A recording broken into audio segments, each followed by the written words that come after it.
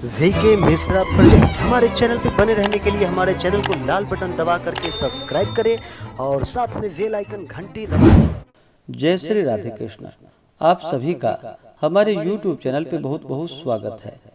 आइए सुनते हैं आषाढ़ मास कृष्ण पक्ष योगिनी एकादशी व्रत की कथा। आप सभी भक्तों को योगिनी एकादशी व्रत की ढेर सारी शुभकामनाएं।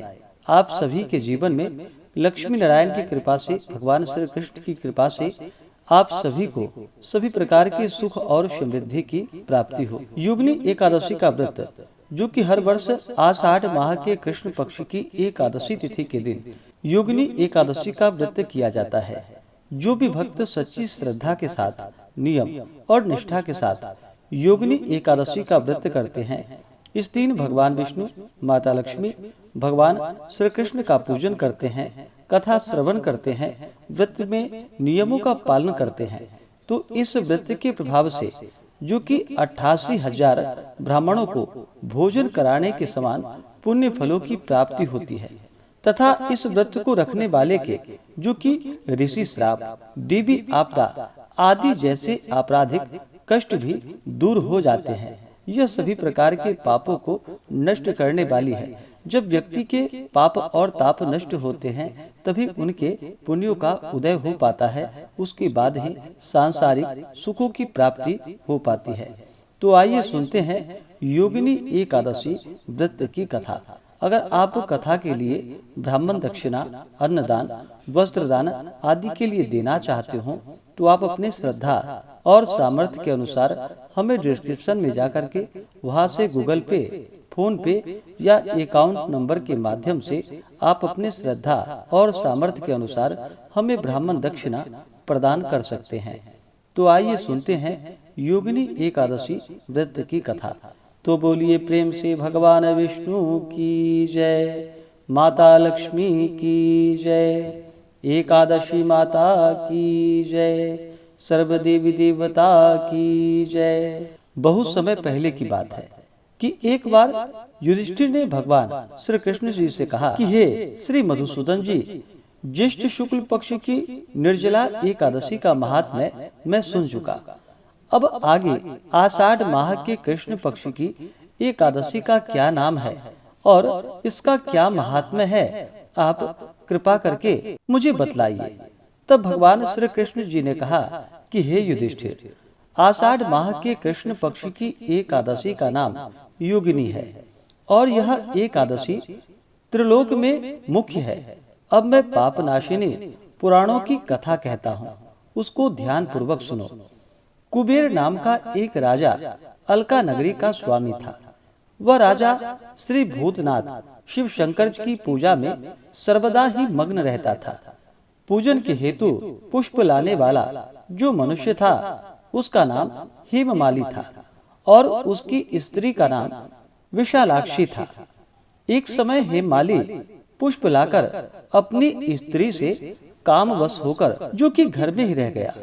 महाराज कुबेर देव गृह में पूजन कर रहे थे। मध्याह्न का समय था। राजा पुष्पों की प्रतीक्षा कर रहा था, परंतु हेममाली तो अपने घर में स्त्री के साथ आनंद विहार में निमग्न था। उसको पुष्पों का ध्यान नहीं रहा। अत्यधिक समय समाप्त हो जाने पर यक्षराज कुबेर ने सेवकों से कहा कि तुम लोग शीघ्र ही अनुसंधान करके यह पता लगवाओ कि हेममाली इतना समय कहाँ व्यतीत कर रहा है और वह कहाँ है। इस प्रकार राजा के क्रोध युक्त वचनों को सुनकर यक्षों ने कहा कि हे महाराज, हेममाली अत्यंत ही कामी मनुष्य है, अतः वह अपने घर में ही स्त्री के साथ आनंद विहार कर रहा है। यक्षों के वचन को सुनकर राजा ने और भी अधिक क्रोधित होकर उसको बुला लाने की आज्ञा दी। उधर हेममाली को भी अपना दोष ज्ञात हो चुका था, अतः भय से व्याकुल एवं कांपता हुआ राजा के सामने आया और उसको देखकर राजा ने क्रोध पूर्वक वचनों से कहा कि अरे पापी, तूने भगवान शंकर का अनादर किया है, अतः तू यहाँ से मृत्युलोक में जाकर स्त्री से रहित तथा कुष्ठी होकर जीवन यापन कर। राजा के मुख से इस वचन के निकलते ही वह अपने स्थान से नीचे चला गया और कुष्ठी होकर अत्यंत ही कष्टपूर्ण जीवन यापन करने लगा। परंतु ऐसी दशा में भी भगवान शंकर के पूजन के प्रभाव से उसकी प्राचीन स्मृति नष्ट न हुई थी।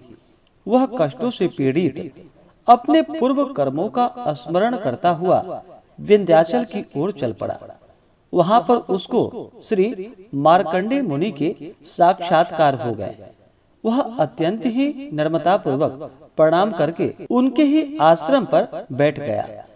जब मार्कंडेय मुनि ने उसको अत्यंत पीड़ित अवस्था में देखा तो दया के वशीभूत होकर अपने समीप उसे बुलाया और कहा कि किस कारण इस प्रकार कष्टों को तुम प्राप्त हुए हो। मुनि के प्रेम पूर्वक ऐसे वचन को सुनकर उसने अपनी संपूर्ण पूर्व कथा को कहा तथा हाथ जोड़कर प्रार्थना की कि हे मुनि जी, अब आप मुझको कोई ऐसी युक्ति बतलाइए कि जिससे मेरा यह कष्ट समाप्त हो जाए और इससे निवृत्ति हो जावे और पूर्व की भांति मैं हो जाऊं। मार्कंडेय मुनि ने कहा कि अच्छा, मैं तुमको एक व्रत का उपदेश देता हूँ, उसको तुम ध्यान पूर्वक सुनो, जिससे तुम्हारे ये कष्ट जो कि समाप्त हो जाएंगे। आषाढ़ माह के कृष्ण पक्ष की योगिनी नामक एकादशी का तुम व्रत करो। उस व्रत के प्रभाव से तुम्हारा यह सब पाप एवं कष्ट नष्ट हो जाएगा, यह कुष्ठ रोग निवृत्त हो जाएगा। इस प्रकार मुनि के ऐसे वचनों को सुनकर उसने भक्ति पूर्वक प्रणाम किया तथा अत्यंत ही आनंदित होकर उनके कथानुसार वह योगिनी नामक एकादशी का व्रत करने लगा। तत्पश्चात व्रत के प्रभाव से वह सब रोगों एवं कष्टों से मुक्त होकर शुद्ध तथा सुंदर स्वरूपवान हो गया।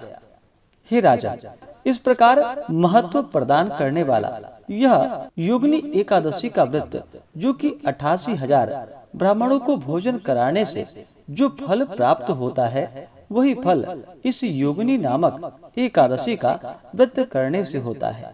इस व्रत को मनुष्य को अवश्य ही करनी चाहिए।